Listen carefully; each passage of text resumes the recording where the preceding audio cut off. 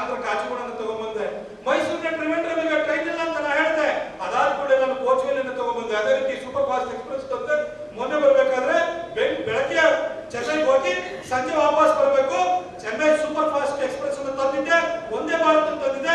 Morning ಹೋಗಿ ಸಂಜೆ ಬರುವಂತಹ ಒಂದೇ ಭಾರತ. ಕರ್ನಾಟಕದಲ್ಲಿ 2014ಕ್ಕಿಂತ ಮೊದಲು 4 ಪಾಸ್ಪೋರ್ಟ್ ಸೇವಾ ಕೇಂದ್ರ ಇತ್ತು. ಬೆಂಗಳೂರಿನಲ್ಲಿ 2 ಇತ್ತು. ಬೆಂಗಳೂರಿನಲ್ಲಿ ಒಂದು ನಮ್ಮ ಇದರಲ್ಲಿ ಲಾಲ್ಬಾಗ್ ಹತ್ರ ಒಂದು, ಗೋವಾಲ್ ಒಂದು, ಇನ್ನೊಂದು ಹುಬ್ಬಳ್ಳಿಯಲ್ಲಿತ್ತು, ಮತ್ತೊಂದು ಮಂಗಳೂರಲ್ಲಿತ್ತು. ಖರ್ಗೆ ಅವರು ಬಂದಾದ ನಂತರ ಬಹಳ ಪ್ರಯತ್ನ ಮಾಡಿ 5ರಿಂದ ಗುಲ್ಬರ್ಗಕ್ಕೆ ತೆಗೆದುಕೊಂಡು ಹೋಗಿದ್ರು. ಮೈಸೂರು ಒಂದು ಕಾಲಕ್ಕೆ ಇಡೀ ರಾಜ್ಯಕ್ಕೆ ಮೈಸೂರು ರಾಜ್ಯ ಅಂತ ಹೆಸರಿತ್ತು. ಆದ್ರೆ ನಮ್ಮ ಹತ್ರ ಒಂದು ಪಾಸ್ಪೋರ್ಟ್ ಸೇವಾ ಕೇಂದ್ರ ಇರಲಿಲ್ಲ. ಆ ಪಾಸ್ಪೋರ್ಟ್ ಸೇವಾ ಕೇಂದ್ರವನ್ನು ಕೂಡ ಮೈಸೂರಿಗೆ ತಂದು 1 ಲಕ್ಷಕ್ಕಿಂತ ಹೆಚ್ಚು ಪಾಸ್ಪೋರ್ಟ್ ಅನ್ನು ಇವತ್ತು ನಾವು ಇಶ್ಯೂ ಮಾಡಿದ್ವಿ. ಈ ರಿಂಗ್ ರೋಡ್ ನ್ಯಾಷನಲ್ ಹೈವೇ ಮಾಡ್ಕೊಂಡೆ. ರಿಂಗ್ ರೋಡ್ ನ್ಯಾಷನಲ್ ಮಾಡ್ಕೊಂಡು ಮಾತ್ರ ಅಲ್ಲ, ಅದಕ್ಕೆ ಕರೆಂಟ್ ಟ್ಯಾಕ್ಸ್ ಇದೆ. ನಿಮ್ಮ ಮನೆಯಲ್ಲಿ ಒಬ್ಬ ಕಾರ್ಪೊರೇಟರ್ ಇರುವಂತ ಬಹಳ ಜನ ಕಾರ್ಪೊರೇಟರ್ಗಳಿದ್ದಾರೆ. ಶಿವಕುಮಾರ್ ಕೇಳಿ, ಎಲ್ಲಾ ಮನೆಗಳಲ್ಲಿ ಬೆಳಗ್ಗೆ ಎದ್ದುಬಿಟ್ಟು ಕಸನ ವೆಟ್ ಮಿಕ್ಸ್ ಇರ್ಬೋದು, ಡ್ರೈ ಮಿಕ್ಸ್ ಇರ್ಬೋದು, ನಿಮಗೆ ಡ್ರೈ ವೇಸ್ಟ್ ಇರ್ಬೋದು, ಅದನ್ನ ತಗೊಂಡೋಗಿ ಬಿಸಾಡ್ತೀರಿ. ಅದನ್ನ ತಗೊಂಡೋಗಿ ವಿದ್ಯಾರಣ್ಯಪುರ ಪ್ಲಾಂಟ್ ಅಲ್ಲಿ ಹಾಕ್ತಾರೆ. ಅಲ್ಲಿ ಭಾಗದಲ್ಲಿ ಇರುವಂತರೋ ವಾಸನೆ, ಮೂಗು ವಾಸನೆ ಬರ್ತಿದ್ದು, ಡಿವೈವಿ ಸ್ಕೂಲ್ ಇರ್ಬೋದು, ಶಾಸ್ತ್ರಿ ಸ್ಕೂಲ್ ಇರ್ಬೋದು, ಯಾವ ಸ್ಕೂಲ್ಗಳಿದೆಯಲ್ಲ ಅಲ್ಲಿ, ಆ ಸ್ಕೂಲ್ ಮೂಗು ನಮಗೆ ವಾಸನೆ ತಡ್ಕೊಳಕ್ಕಾಗಲ್ಲ, ಮಕ್ಕಳು ಮೂರ್ಛಾವಾಗುತ್ತೆ ಅಂತ ಹೇಳಿ HP ರಾಜು ಅವರು ಒಂದಿನ ನನ್ನ ಕರ್ಕೊಂಡೋದ್ರು, ತೋರಿಸಿದ್ರು. ಸಾರಿ ಮಕ್ಕಳ ಪರಿಸ್ಥಿತಿ ಹೀಗೇನೆ ಅಂತಂದ್ರು. ಆದ್ರೆ ಕಸ ಇಟ್ಕೊಂಡು ರಾಜಕಾರಣ ನಡೀತೆ ಅಂತ ಹೊರತು ಕಸ ಕ್ಲೀನ್ ಮಾಡೋದಕ್ಕೆ ಯಾವತ್ತು ಯಾವ ರಾಜಕಾರಣ ಮಾಡಿರೋ. ಆ ಕಸ ಕ್ಲೀನ್ ಮಾಡೋದಕ್ಕೆ ಕೂಡ 60 ಕೋಟಿ ಸ್ವಚ್ಛ ಭಾರತ ಮಿಷನ್ ಅಲ್ಲಿ ತಗೊಂಡ್ಬಂದು ಆ ಕಸನೂ ಕೂಡ ಕ್ಲೀನ್ ಮಾಡಿಸಿದ್ರೆ ನಿಮ್ಮ ಮನೆ ಕಾರ್ಪೊರೇಟ್ ಕೆಲಸ ಕೂಡ ನಾವು ಮಾಡಿದ್ವಿ. ಕುಡಿಯೋ ನೀರನ್ನು ಕೂಡ ಮಹಾರಾಜರು ಹಾಕೋದ್ರೆ ವಾಣಿ ವಿಲಾಸ ಎಲ್ಲ ಮಾಡಿದ್ರು. ಮಹಾರಾಜರ ನಂತರ ಡೆಮೋಕ್ರಸಿ ಬಂತ ಏನಾಯ್ತು? ಕುಡಿಯೋ ನೀರು ಸಿಗ್ತಾ? ಚಾಮುಂಡೇಶ್ವರಿನಲ್ಲಿ ಇವತ್ತು ಕುಡಿಯೋ ನೀರಿದೆಯಾ? ಎಷ್ಟು ಜನ ಹೆಂಗಸರು ತಲೆ ಮೇಲೆ ಕೂತು ಉಳಿಯಲ್ಲ.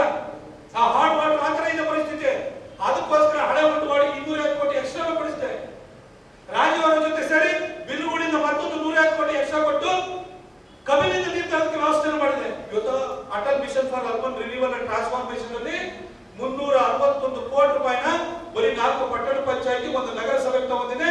ಮೈಸೂರು ಸಿಟಿಗೆ ಎಕ್ಸ್ಟ್ರಾ 90 MLD ನೀರು ತರೋದಕ್ಕೆ 250 ಕೋಟಿನ ಹಳೆ ಉಂಟು ಮಾಡಿ ಯೋಜನೆ, ಜಿಟಿ ದೇವೇಗೌಡರ ಕನಸಿನ ಯೋಜನೆಗೆ ಜಾಸ್ತಿನ ಕೊಡಿಸಿ ತಗೊಂಡ್ಬಂದಿದ್ದೀನಿ.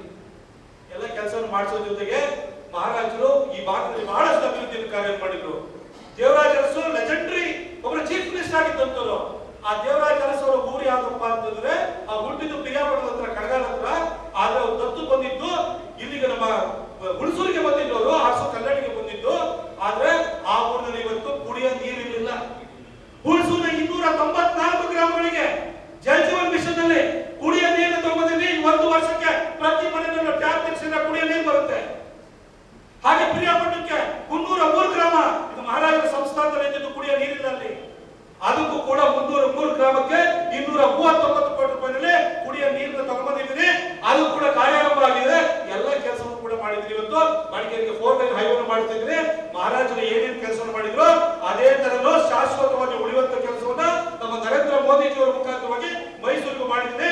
ಇವತ್ತು ಮೈಸೂರು ಬೆಂಗಳೂರು ಹೈವೇನಲ್ಲಿ ಓಡಾಡೋರು ಕೂಡ ಹೆಸರು ಹೇಳ್ಕೊಂಡು, ಮೋದಿಜಿಯವರ ಹೆಸರು ಹೇಳ್ಕೊಂಡು, ಪ್ರತಾಪ್ ಸಿಂಹ ಒಬ್ಬ ಕೆಲಸಗಾರ ಅಂತ ಹೆಸರು ಹೇಳ್ಕೊಂಡು ಆ ರಸ್ತೆಯಲ್ಲಿ ಓಡಾಡುವಂತ ಕೆಲಸವನ್ನು ಮಾಡಿದ್ದೀನಿ. ಎಲ್ಲ ಕೆಲಸವನ್ನು ನಾವು ಮಾಡಿದ್ದೀನಿ. ಏನ್ ಬಾಕಿ ಇದೆ ಹೇಳಿ? ಚಾಮುಂಡಿ ಬೆಟ್ಟ, ತಾಯಿ ಚಾಮುಂಡೇಶ್ವರಿ ನಮ್ಮ ಮಹಾರಾಜರ ಕುಲದೇವತೆ. ಅದಕ್ಕೋಗಿಂತ ಅವಮಾನ ಸಹಿಸುವಂತ, ಅವಮಾನ ಮಾಡುವಂತ ಸಂದರ್ಭದಲ್ಲಿ ಒಬ್ಬರಿಗೂ ಕೊನೆ ಇರಲಿಲ್ಲ. ಅವತ್ತು ನಿಂತ್ಕೊಂಡು ಹೋರಾಟ ಮಾಡಿದವನು, ಆವತ್ತು